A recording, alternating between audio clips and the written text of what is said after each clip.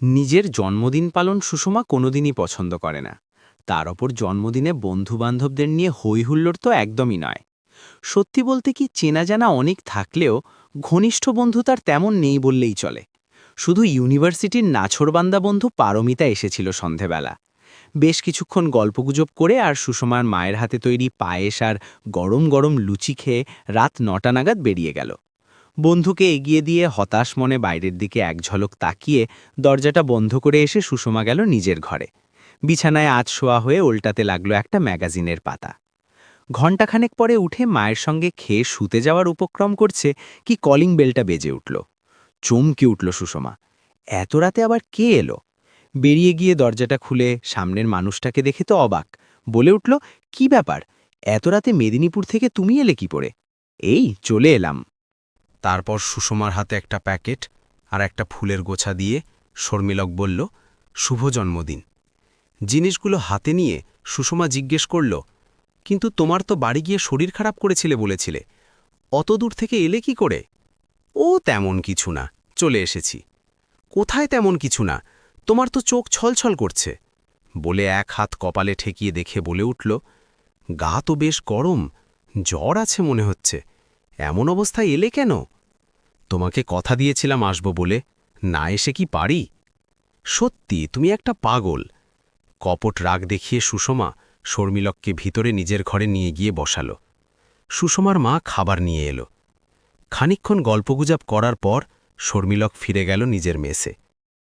বছরখানিকের মধ্যে থিসিস জমা দিয়ে শর্মিলক এখন অনেকটাই ভারমুক্ত। উল্টোডাঙার কাছে একটা ঘর ভাড়া নিয়েছে। কলেজে পড়িয়ে ঘরে ফিরে এসে আবার ডুবে যায় বইয়ের মধ্যে আর নিজের লেখালেখিতে। ওদিকে সুষমাও ব্যস্ত তার ফাইনাল ইয়ারের পড়াশোনায়। ফোন আলাপ ছাড়া মাঝে মাঝে দুজনের দেখা হয় নন্দনে, নয়তোবা কোনো পার্কে। ডুবে যায় প্রেমালাপে আর ভবিষ্যৎ জীবনের পরিকল্পনায়। একদিন রোববার বিকেলে শর্মিলক বিছানায় শুয়ে শুয়ে কিছু লিখছিল। হঠাৎ বেজে উঠল ফোন। ফোনটা ধরে হ্যালো বলতেই ওপার থেকে ভেসে এলো সুষমার কান্না জড়ানো আতঙ্কের স্বর। সমু, মা। কি হয়েছে মায়ের? গাড়ির চাকার তলায়। সে কি, কোথায়? ভিআইপি লেক টাউনের মোড়ে। সুষমা হাউমাউ করে কেঁদেই চলেছে। তাকে সান্ত্বনা দিয়ে শর্মিলক বলল, আমি এক্ষুনি আসছি। চট করে একটা প্যান্ট শার্ট গলিয়ে কিছুক্ষণের মধ্যেই শর্মিলক পৌঁছে গেল লেক টাউনে। গিয়ে অবস্থা দেখে সে শিউরে উঠল। কতগুলো লোক একটা অ্যাম্বুলেন্সে সুষমার মাকে ধরে তুলছে। মাথার অর্ধেকটা গুড়িয়ে গিয়েছে, সারা মুখ আর শরীর রক্তে লাল হয়ে ভিজে গিয়েছে। সুষমা রাস্তার একধারে মাথায় হাত দিয়ে বসে ফ্যাল ফ্যাল করে তাকিয়ে রয়েছে মায়ের দিকে। শর্মিলক তাকে টেনে এনে অ্যাম্বুলেন্সে উঠে বেরিয়ে গেল। সুষমার মা হাসপাতালে ভর্তি হওয়ার কয়েক ঘন্টার মধ্যেই মারা গেল। পোস্টমর্টেম ও অন্যান্য ফর্ম্যালিটি মিটিয়ে পরদিন সকালে মৃতদেহ বের করে দাহকর্ম মিটিয়ে দুজনের বাড়ি ফিরতে ফিরতে দুপুর গড়িয়ে গেল। সারাটা সময় সুষমার মুখে কোনো কথা নেই। যন্ত্রচালিতের মতো শর্মিলকের সঙ্গে সব কাজ করে গেল। বাড়ি ফিরে এসেও চুপচাপ বসে রইল। শর্মিলক বারবার বলাতেও কিছু খেল না, বিশেষ কথাও বলল না। শর্মিলক প্রতিবেশী দু একজনকে সুষমার সঙ্গে থাকতে বলে ফিরে গেল নিজের ঘরে। পরদিন সকালে বাগুইহাটিতে সুষমার বাড়িতে গিয়ে শর্মিলক দেখে সে চুপচাপ বসে রয়েছে। প্রতিবেশীদের মুখে শুনল, খায়ওনি কিছু। কাছে গিয়ে জিজ্ঞেস করতে কেবল তার মুখের দিকে তাকিয়ে থাকে। অল্প স্বল্প হুম, হাঁ ছাড়া বিশেষ কিছু বলে না। শর্মিলক একবার হাত ধরে ঝাঁকুনি দিয়ে কিছু জিজ্ঞেস করতে জোরে কেঁদে উঠল। শর্মিলক ভাবল মায়ের শোকে ওর এই অবস্থা। বিশেষ কিছু না বলে প্রতিবেশীদের সঙ্গে পারলৌকিক কাজের ব্যাপারে কথা বলতে লাগল। সুষমাদের কলকাতায় কোনো আত্মীয় ছিল না। আগে গ্রাম থেকে কেউ কেউ আসত, কিন্তু বছর 8 আগে বাবা মারা যাওয়ার পর থেকে আর কেউ আসে না। কাজেই সব দায়িত্ব এসে পড়ল শর্মিলকের ঘাড়ে। দিন কয়েকের মধ্যে সব কাজকর্ম মিটে গেল, কিন্তু শর্মিলক লক্ষ্য করল সুষমা সম্পূর্ণ বদলে গিয়েছে। আগেকার সেই প্রাণোচ্ছলতা আর নেই। সারাক্ষণ কেমন যেন উদ্ভ্রান্তের মতো অবস্থা।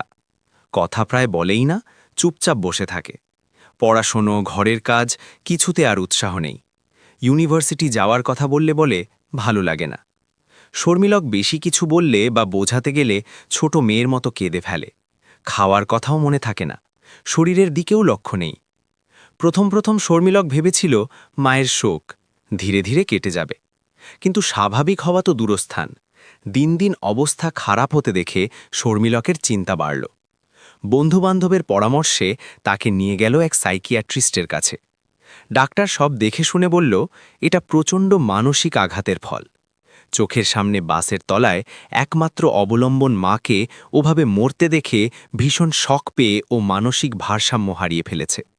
সেরে উঠতে সময় লাগবে, কিন্তু তার জন্যে দরকার নিকটজনের একান্ত সান্নিধ্য, গভীর ভালোবাসা ও সেবা যত্ন। শর্মিলক পড়ল মহা সমস্যায়। এই মেয়েকে সে একলা ফেলে রেখে যাবে কার ভরসায়? কে করবে তার সেবা যত্ন? একমাত্র উপায় তাকে নিজের কাছে রাখা। কিন্তু সে তাকে নিজের ঘরে নিয়ে যাবে কোন অধিকারে? ৭-৫ ভেবে শর্মিলক এক সিদ্ধান্ত নিল। গ্রামে মা বাবাকে ফোন করে বলল সুষমার কথা, তাকে বিয়ে করে ঘরে আনার কথা। কিন্তু তারা সুষমার বিবরণ শুনে বেঁকে বসল। রাজি হল না ওই রকম একটা সহায় সম্বলহীন মতিচ্ছন্ন মেয়েকে ঘরের বউ করতে। তখন শর্মিলক তাদের আপত্তি অগ্রাহ্য করে মন্দিরে বিয়ে করে সুষমাকে নিয়ে তুলল নিজের ঘরে। প্রায় বছর খানেক ধরে চিকিৎসা ও কাউন্সেলিং চলার পর সুষমা ধীরে ধীরে সুস্থ স্বাভাবিক হয়ে উঠল। ইতিমধ্যে শর্মিলকের বাবা মায়েরও রাগ পড়ে গিয়েছিল। কলকাতায় এসে বৌমার মিষ্টি মুখ আর ব্যবহার দেখে মনে জেগে উঠল কন্যা স্নেহ। নিয়ে যেতে চাইল গ্রামের বাড়িতে। কিন্তু সুষমা আবার পড়াশোনা শুরু করেছিল, তাই ইচ্ছা থাকা সত্ত্বেও শ্বশুর শাশুড়ির সঙ্গে যেতে পারল না। এরপর বছর দেড়েক কেটে গিয়েছে। এমএ ফাইনাল পরীক্ষার পরে সুষমা গেল শ্বশুর শাশুড়ির কাছে। তাদের ভালোবাসার উষ্ণতায় পিতৃমাতৃহারা মেয়ে এমন হারিয়ে গেল যে শর্মিলককে সাফ জানিয়ে দিল এখন কিছুদিন সে গ্রামের বাড়িতেই থাকবে। অগত্যা শর্মিলক একাই ফিরে গেল কলকাতায়। শুরু হলো তার সপ্তাহান্তে গ্রামের বাড়িতে যাওয়া আসা। শনিবার কলেজ করে হাওড়া থেকে ট্রেন ও পাঁশকুড়া থেকে শেষ বাস ধরে বাড়ি পৌঁছতে পৌঁছতে রাত ৯টা বেজে যায়। আবার সোমবার ভোরে প্রথম বাস ধরে এসে কলেজে ঢোকে। তখন ছিল বর্ষাকাল। এক শনিবার ট্রেনের গণ্ডগোলে শর্মিলকের পাঁশকুড়া পৌঁছতে অনেকটা দেরি হয়ে গেল। শেষ বাসটা পেল না। অগত্যা অন্য রুটের একটা বাস ধরে এলো আষাঢ়ির মোড়ে, তারপর একটা অটো ধরে লোয়াদা। কিন্তু নদী পেরিয়ে রিকশা বা ভ্যান কিছু না পেয়ে চলল হেঁটে হেঁটে। বর্ষার জল কাদা ঠেলে হোঁচট খেতে খেতে মাইল ৩ পথ পেরিয়ে যখন বাড়ি পৌঁছাল রাত প্রায় ১২টা বাজে। রাতে এলো কাঁপুনি দিয়ে জ্বর। পরদিন আর তার কলকাতা যাওয়া হল না। দুদিন পরে জ্বর কমতে শর্মিলক চোখ মেলে চাইল। দেখে শিয়রে অতন্ত্র নয়নে বসে রয়েছে সুষমা। চোখে মুখে কেউ যেন কালি লেপে দিয়েছে। তাকে চোখ মেলে চাইতে দেখে সুষমার চোখ দুটো আনন্দে উজ্জ্বল হয়ে উঠল। কিন্তু কিছু বলতে গিয়েও থেমে গেল। ঘুরে বসল গাল ফুলিয়ে। শর্মিলক বলে উঠল, কি হল, মুখ ঘুরিয়ে বসলে যে? সুষমা আর চোখে তাকিয়ে উত্তর দিল, তোমার সঙ্গে কথা বলবো না, যাও। কেন, কি দোষ করলাম? অত রাত করে জলবৃষ্টি ঠেলে কেন আসো তুমি? আজ যদি তোমার কিছু একটা হয়ে যায় আমার কি হবে ভেবে দেখেছ? একটা সপ্তাহ না হয় নাই এলে। শর্মিলক মৃদু হেসে বলল, না এলে ওই চাঁদ মুখ দেখব কি করে? সুষমা নিরুত্তর। শর্মিলকের মুখের দিকে তাকিয়ে রইল এক দৃষ্টিতে। কি গো, কি হলো? সুষমার চোখের কোণ দিয়ে দুফোঁটা জল গড়িয়ে পড়ল। কাঁপা গলায় বলে উঠল, তুমি আমায় এত ভালোবাসো? কে জানে। সুষমা বলে চলল, আমার আবদার রাখতে নিজের শরীর খারাপ নিয়েও কলকাতায় ছুটে যেতে জন্মদিনে আমার কাছে। কোনো প্রয়োজনে একটু ডাকলেই সব কাজ ফেলে হাজির হতে আমাদের ঘরে। মা মারা যাওয়ার পর বন্ধু হয়ে পাশে দাঁড়িয়ে সব কাজ করলে।